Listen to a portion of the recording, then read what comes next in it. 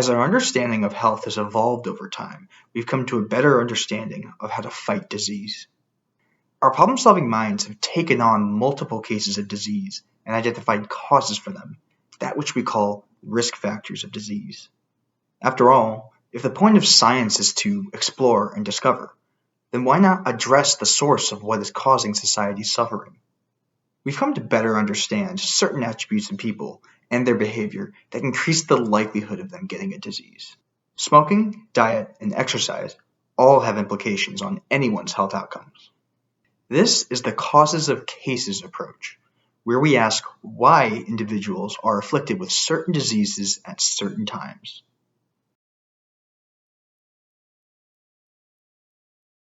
The definition of insanity is doing the same thing over and over again, expecting different results.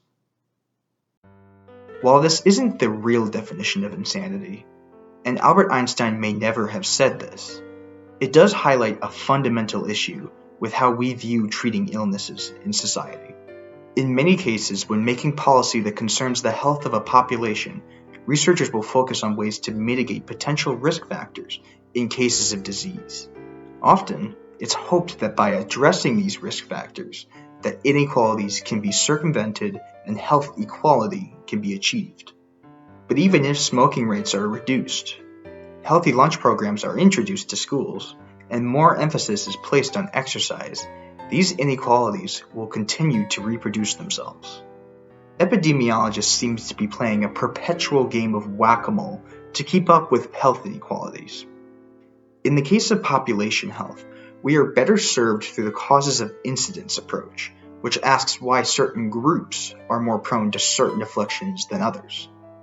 This is an idea covered by Bruce Link and Joe Phelan in their 1995 work, Social Conditions as Fundamental Causes of Disease. In it, they describe a tendency in modern epidemiology to focus heavily on proximate causes of disease, i.e., smoking, diet, and exercise, and other risk factors. This tendency, according to Marshall Becker, may stem from Western culture's emphasis on the individual to control his or her personal fate.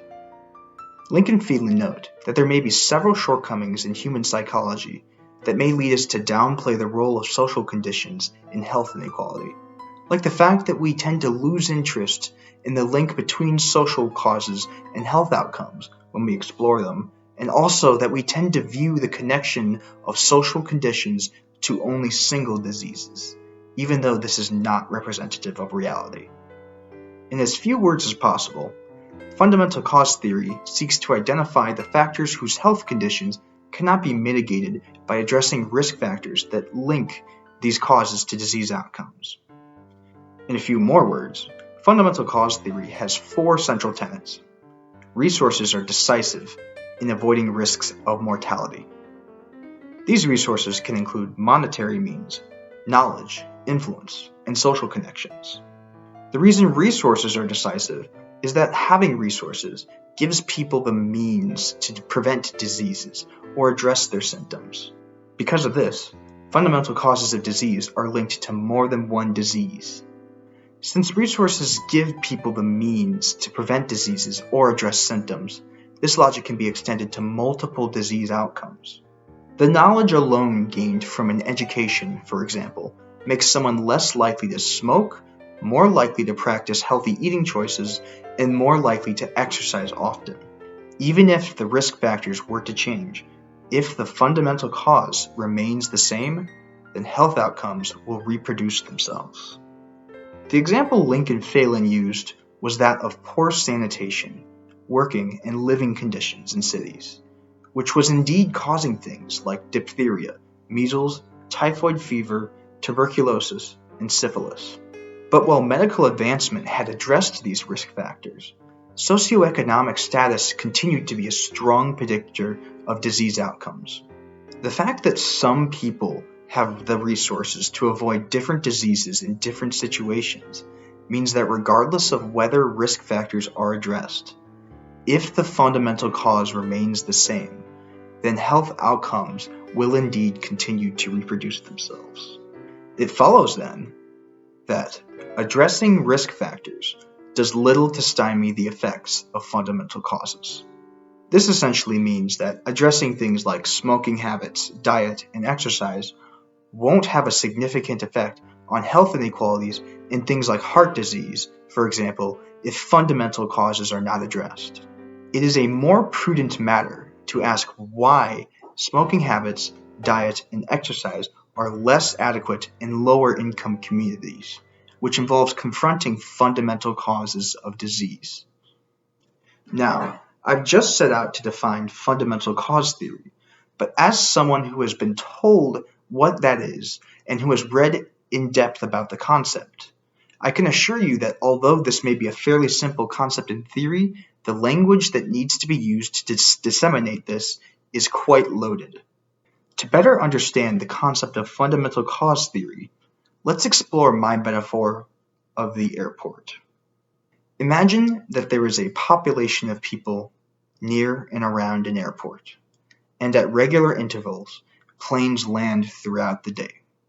If you are rich enough, you can afford to live far away from this airport, but if not, you are encumbered with noise pollution throughout the day. These landings and takeoffs cause things like hearing loss and diseases related to air pollution, like asthma. Doctors keep treating residents and offering earmuffs and inhalers, but patients keep coming in. It becomes apparent that to reduce the incidence of pollution-related diseases, these doctors must address the root cause. This airport is a fundamental cause of multiple diseases and afflictions. Without addressing this airport or providing a solution to it, whatever that may be, the problems will remanifest themselves.